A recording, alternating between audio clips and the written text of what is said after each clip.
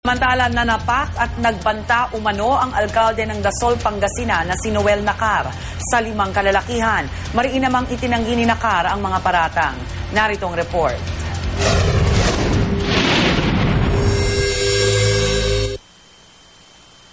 Patong-patong na reklamong physical injuries, grave threats at malicious mischief ang isinampa ng 5 lalaking ito laban kay re-electionist Dasol, Pangasinan Mayor Noel Nacar ng Nationalist People's Coalition. Sa salaysay ng grupo na taga-suporta umano ng kalaban ni Nacar na si Eric Versosa ng Liberal Party, sinapak at binantaan umano sila ng alkalde.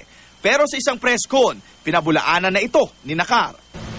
5 yung sinasabi to, yung binubog ko doon. Ang lakas naman ni Mayor Nacar, lasing pa. Paliwanag ni Nacar na alarma lang daw ang kanilang kampo dahil sa pag-aligid ng nasabing grupo na nakamotorisiklo pa.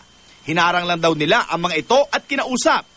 Dahil sa insidente, nilagdaan ng ilang miyembro ng Liga ng Barangay sa Dasol ang isang resolusyong kumukondena sa pagpapakalat ng mga political party rider. Git naman ang katunggali ni Nacar na si Versosa, hindi malinaw sa kasunduan kung anong klaseng rider ang kinukondena.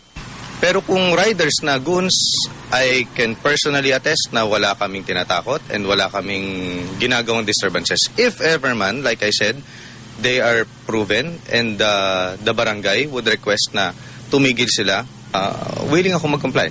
Dahil sa tumitinig tensyon sa Dasol, payag ang 2 kandidato na isailalim ang bayan nila sa areas of concern ng COMELEC.